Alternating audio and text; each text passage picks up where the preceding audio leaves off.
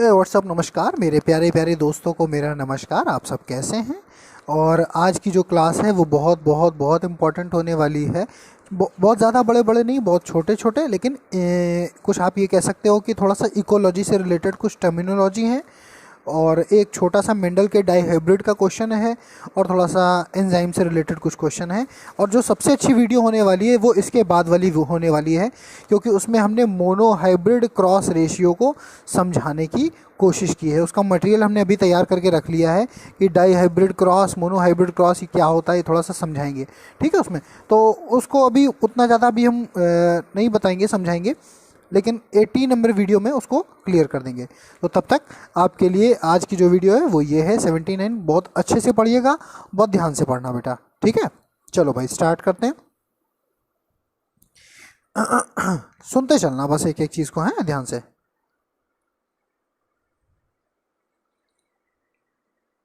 देखो बेटा, पहला पेज क्या कह रहा है कि प्रियॉन्स जो हैं, प्रियॉन्स जो कंसिस्ट होते हैं वो बेसिकली किसके बने होते हैं?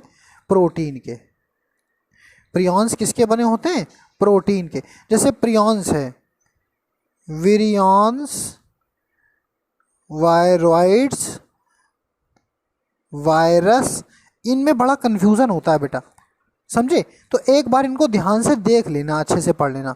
वैसे आपको एक बात बताएं, जापान के एक वैज्ञानिक हैं, उन्होंने जो वुहान की लैब है ना, जहाँ से जन्मा है कोरोना, वहाँ पर उन्होंने काम किया था 4 साल। तो उन्होंने एक जानकारी दी है बहुत अच्छी, एकदम कंफर्म कर दिया कि उनके साथ उस लैब में जितने भी लैब असिस्टेंट हैं वो या तो मर चुके हैं, या मार दिए गए हैं, या उनका फ़ोन स्विच ऑफ आ रहा है।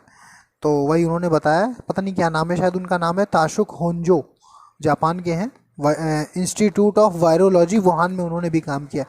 तो उन्होंने यही बताया कि जो कोरोना वायरस है ना बेटा, तो उसका जो जेनेटिक मटेरियल है, उसका genetic material mutant genetic material है।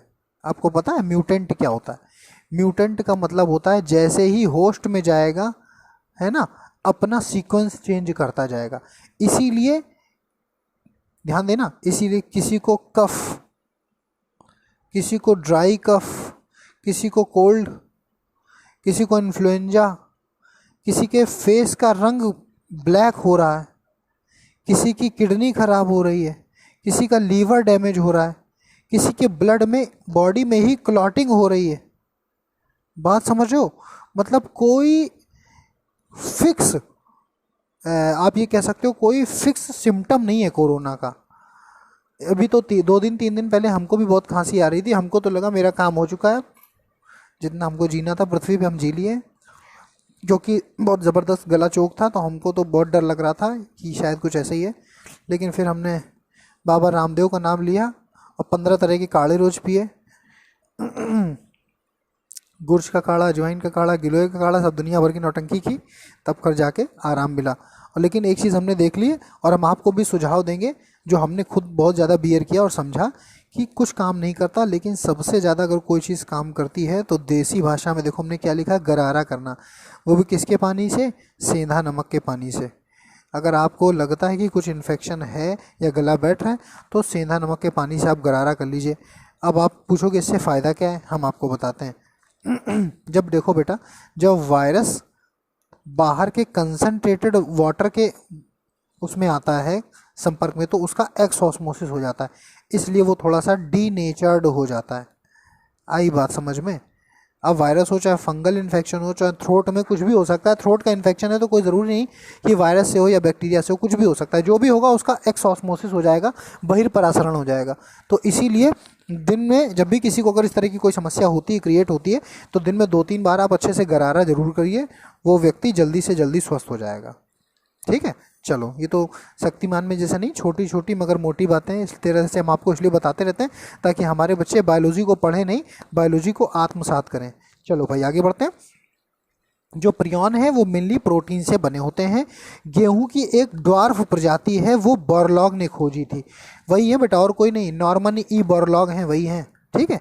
Highest number of enzyme in cell mitochondria, सबसे ज़्यादा किसी भी कोशिका में सबसे ज़्यादा जो एंजाइम होते हैं बेटा वो उसके माइटोकॉन्ड्रिया में होते हैं। किस में होते हैं? माइटोकॉन्ड्रिया में। ठीक, दूसरी बात करते हैं, सेमोफाइट्स क्या होता है? सुन लो भाई, जो सैंडी सॉइल में उगते हैं, कैसी सॉइल में उगते हैं राजा बेटा? सैंडी सॉइल में, वो सेमोफाइट्स कहलाते हैं।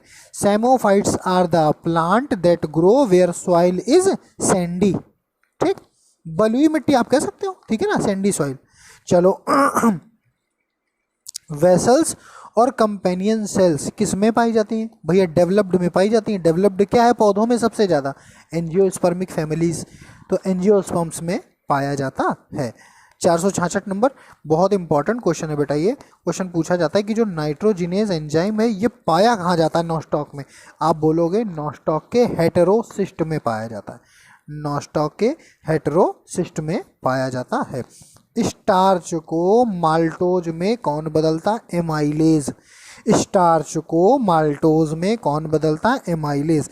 ऐसा एंजाइम जो ट्रांसक्रिप्शन की जिम्मेदारी लेता हो वो है आरएनए पॉलीमरेज। प्रियॉन्स किससे बने होते हैं? प्रोटीन से बने होते हैं। सुनते चलना बेटा, प्रोटीन से बने होते हैं।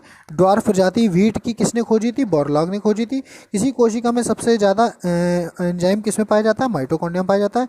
सैंडी जो सॉइल होती है उसमें जो उगने वाले पौधे उन्हें सेमोफाइट्स कहते हैं। वेसल्स और कंपेनियन सेल किस में पाए जाते हैं? एंजियोस्पर्म में पाए जाते हैं। नाइट्रोजिनेज जो एंजाइम है वो किसी भी बीजीए के हेट्रोसिस्ट में पाया जाता है। स्टार्च को माल्टोज में कौन बदलता है? एमाइलेज बदलता है। ट्रांसक्रिप्शन कौन कराता है? आरएनए पॉलीमरेज कराता है। ग्लूकोज को एथिल अल्कोहल में कौन बदलता है? जाइमेज बदलता है। ग्लूकोज को एथिल अल्कोहल में कौन बदलता है? जाइमेज बदलता है। ग्लूकोज को एथिल अल्कोहल में कौन बदलता है? जाइमेज बदलता है। प्रोटीन पार्ट किसी भी एंजाइम का क्या होता है? Apo enzyme. पढ़ा होगा बेटा आपने, होलो एंजाइम, एपो एंजाइम और कोएंजाइम, पढ़ा होगा ना आपने, ठीक है ना। एक बार इसको अच्छे से देख लेना, इंपॉर्टेंट टॉपिक है छोटा सा।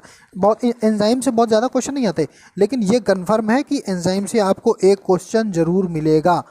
टीजीटी में, केंद्रीय विद्यालय का एग्जाम हो, नवोदय विद्यालय को या अपने उत्तर प्रदेश का हो, आपको एंजाइम से एक क्वेश्चन जरूर मिलेगा। चाहे वो फोटोसिंथेसिस से रिलेट कर दें, चाहे वो रेस्पिरेशन से रिलेट कर दें, चाहे पर्टिकुलर एंजाइम से ही रिलेटेड हो, ठीक है ना। चलो कहाँ चला गया हम लोग? हाँ, Richmond Lang effect cytokinin show करता है। तो टीजीटी पनेशिया की क्लास नंबर 79 का प्रश्न यही है बेटा कि रिचमंड लैंग इफेक्ट क्या है। इसको थोड़ा सा प्रकाश डालें, कमेंट सेक्शन में जाके बताना बेटा कि ये Richmond Lang effect cytokinin show करता है, लेकिन ये है क्या? फलों के पकने में कौन काम करता है बेटा? इथाइलिन या एथिलीन, जो बोलना चाहो। फलों के पकने में कौन काम करता है? इथाइलिन या एथिलीन। बोलोगे तो नहीं। चलो भैया आगे बढ़ते राजा बेटा। फाइटोक्रोम जो है ना बेटा, ये किसने खोजे थे? गार्नर तथा एलार्ड ने। Phytochrome was discovered by Garner and Allard. देखो बेटा, सबसे पहले उत्पादक, फिर हर्बीवोरस यानी शाकाहारी, फिर मांसाहारी, समझे ना, मांसाहारी मतलब कार्निवोर हो गया, और फिर डिकम्पोजर मतलब अपमार्जक। ये चेन होती है किसी भी पारितंत्र में या किसी भी इकोसिस्टम में। सबसे पहले क्या होते हैं? उत्पादक, प्रोड्यूसर, फिर उसको खाने वाले शाकाहारी हर्बीवोरस, फिर उनको खाने वाले कार्निवोरस यानी मांसाहारी, और जब मर जाएगा तो सबसे लास्ट में क्या आएगा? अपमार्जक। प्रकृति के मेहतर कहा जाता है, प्रकृति के मेहतर, सफाई कर्मी कहा जाता है डिकम्पोजर्स को। डिकम्पोजर में क्या क्या आते हैं? बैक्टीरिया, फंजाई, ठीक है ना बेटा, भूलोगे तो नहीं। चलो अच्छा, अब आते हैं हम लोग अब हम लोग आते हैं, कहाँ चले गए? हाँ, एक प्रश्न और है बेटा इस कक्षा का। एक प्रश्न ये है कि बायोसिनोसिस जो है, ये शब्द कार्ल मोबियस ने दिया था। आप हमको बताओगे कि ये बायोसिनोसिस क्या है। तो इस कक्षा का 79 क्लास का 2 प्रश्न है। एक पुरानी वाले इधर वाला, जो इधर हमने आपसे पूछा कि रिचमंड लैंग इफेक्ट क्या है, और दूसरा प्रश्न ये है राजा बेटा कि आप हमको ये बताओगे कि सर बायोसिनोसिस क्या होता है, ठीक है। चलो अच्छा, एक लाइन छूट गई राजा बेटा। The zoo planktonic forms are primary consumer. देखो बेटा, जैसे आप शब्द सुनोगे फाइटोप्लैंक्टन या आप शब्द सुनोगे जू प्लैंक्टन, तो इसका मतलब होता है समुद्र में बहुत छोटे छोटे जीवधारी होते हैं। तो जो जंतु की श्रेणी में आते हैं उनको हम जू प्लैंक्टन्स कह देते हैं, और जो पादप की श्रेणी में आते हैं उनको हम फाइटोप्लैंक्टन्स कह देते हैं। तो प्रोड्यूसर कौन होगा? फाइटोप्लैंक्टन्स। कंज्यूमर कौन होगा? जू प्लैंक्टन्स। आई बात समझ में? नेक्स्ट, फूड चेन कितने प्रकार की होती है? एक होती है प्रीडेटर फूड चेन, दूसरी होती है पैरासिटिक फूड चेन, और तीसरी होती है डेट्राइटस फूड चेन। तो कुल मिलाकर 3 प्रकार की फूड चेन होती हैं। फूड चेन कितनी होती राजा बेटा? 3 प्रकार की। समझते चलना, फूड चेन 3 प्रकार की, predator food chain, parasitic food chain और डेट्राइटस फूड चेन। ठीक, ये हमने आपके लिए एक छोटा सा चित्र बनाया, देखो बेटा समझने का प्रयास करना। सबसे पहले क्या हो जाएगा राजा बेटा? प्रोड्यूसर। पिरामिड बना दिया ताकि समझ में आ जाए। उसको खाने वाला प्राथमिक उपभोक्ता, फर्स्ट कंज्यूमर, उसको खाने वाला द्वितीयक उपभोक्ता, और उसको खाने वाला तृतीयक उपभोक्ता। तो सबसे पहले तो हरे पौधे आ गए, उनको खाने वाले शाकाहारी जंतु, उनको खाने वाले मांसाहारी जंतु, और सबसे लास्ट में टॉप कार्निवोर। आप ये ना कहना कि सर इसमें अपमार्जक क्यों नहीं रखा गया। हमने आपको बताया था कि किसी भी इकोसिस्टम में अपमार्जक को नहीं रखा जाता। मतलब आपकी फूड चेन में टॉप कार्निवोर तक ही खत्म कर दिया जाता है, क्योंकि डिकम्पोजर आखिरी वाले के मरने का इंतजार करते हैं। बाकी कोई किसी के मरने का इंतजार नहीं करता, उसका भक्षण करता है सीधे सीधे। तभी तो प्रे प्रीडेटर मैकेनिज्म होती है, शिकार होता है। ग्रीन प्लांट को हरा चारा खाने वाले जंतु खा जाएंगे, इन जंतुओं को टॉप कार्निवोर खा जाएंगे, और इन कार्निवोर को टॉप कार्निवोर खा जाएंगे। कोई किसी के मरने का इंतजार नहीं करेगा, जबकि डिकम्पोजर मरने का इंतजार करता है। आई बात समझ में? इसलिए डिकम्पोजर को फूड चेन में शामिल नहीं किया जाता है। ठीक राजा बेटा, हमें लगता है समझ में आ जाना चाहिए। और आज की कक्षा का अंतिम प्रश्न कि जो मेंडल का डाई हाइब्रिड रेशियो है वो कितना है? तो देख लो 9 3 3 1। जो 80 नंबर की क्लास बनाई है बेटा, तुमको मज़ा आ जाएगा। बहुत अच्छा अभी बना के रख ली मैंने पहले से। तो उसमें हमने मोनो हाइब्रिड क्रॉस का genetic genotypic ratio, phenotypic ratio, इससे रिलेटेड जो सवाल थे अलग अलग स्केच से अलग अलग करके, ताकि आपको क्लियर एकदम दिखे, समझ में आए। क्योंकि पता है बेटा, जेनेटिक्स के कम से कम 3 प्रश्न आने ही हैं, चाहे वो मेंडेलियन जेनेटिक्स से पूछ लें, monohybrid cross, dihybrid cross इससे रिलेटेड, या वो जेनेटिक डिजीजेज पूछ लें। समझना मेरी बात, हम हर चीज़ के 2-2 3-3 आयाम बताते हैं कि बेटा यहाँ से पूछा जा सकता है, यहाँ से पूछा जा सकता है। अब जेनेटिक डिजीज में क्लाइनफेल्टर डाउन पढ़ा चुके ना सब, क्लाइनफेल्टर डाउन, टर्नर, हीमोफीलिया, ठीक है, फेनिलकीटोन्यूरिया पढ़ा ये सब। तो इनमें से कोई पूछ सकते हैं। जब हम पढ़ाया करें और पढ़ाने के बीच में टॉपिक बोला करें तो पेन लेके बैठा करो और उन टॉपिक को नोट करते जाया करो। तो अगर आप ये हमेशा हर वीडियो में करोगे, फिर से सुन के समझ के, तो आपकी कम से कम 100 टॉपिक की या 200 टॉपिक की एक लिस्ट तैयार हो जाएगी कि सर ने कहा था ये पढ़ना, सर ने कहा था ये पढ़ना। और उन चीज़ों को जब आप कंठस्थ कर लोगे, अध्ययन कर लोगे, तो बेटा चैलेंज करते हैं, कोई आपसे 200 क्वेश्चन रखेगा तो भी आपकी दम होगी कि आप गिरी से गिरी हालत में 160 170 करके आओगे। आई बात समझ में? तो बस मेहनत करो, बस कुल मिलाकर सीधी बात यह है कि मेहनत से कतराना नहीं चाहिए कि अब कौन करे, अब तो पढ़ने में मन भी नहीं लग रहा। और ये चीज़ हम समझते हैं, क्योंकि अभी आपको ये लग रहा है अभी तो एग्ज़ाम बहुत डिले, इसलिए हमने एक चीज़ नोटिस की कि इस बार की जो वीडियो है उसके व्यूज़ हमें लगता है 40-48 ऐसे कुछ व्यूज़ आए हैं, ज़्यादा व्यूज़ नहीं है। इससे पुरानी जो वीडियोज़ हैं उनमें 70 78 90 इस तरह के व्यूज़ हैं। तो अपनी स्पीड को, अपनी गति को, अपनी ताकत को रोकना नहीं है। एक बार यहाँ गड्ढा किया, समझना, थोड़ा सा समझाने का प्रयास कर रहे हैं आपको। आपको बहुत किसी ने परेशान किया, झकझोर दिया कि नौकरी नहीं कर पा रहे हो, कुछ पढ़ नहीं पा रहे हो, कुछ कर नहीं पा रहे हो, जीवन तुम्हारा ऐसे निकला जा रहा है।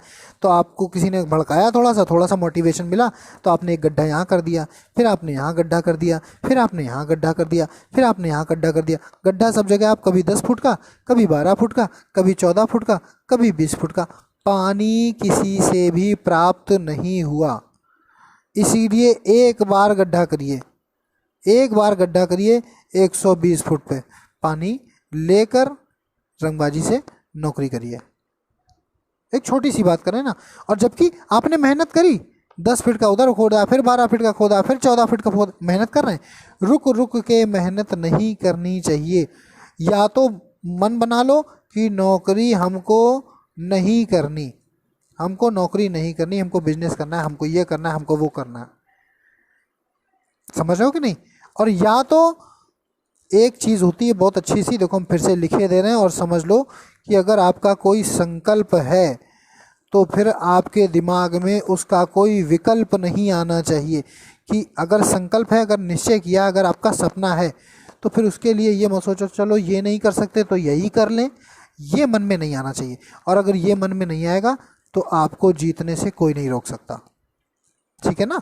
तो बस मन लगा के मेहनत करिए, टेंशन फ्री रहिए, जम के पढ़ाई करिए। भगवान ने पूरा आपको टाइम दिया हुआ है, मन लगा के पढ़ाई करिए, खूब क्वेश्चन लगाइए, दम भर के क्वेश्चन लगाइए, 100 200 300, जब तक थक ना जाइए तब तक पढ़िए। ठीक है ना? तो बस थैंक यू सो मच, अच्छे से पढ़िए, मन लगा के पढ़िए। कल की वीडियो आपको कल प्राप्त हो जाएगी। ठीक, बाय।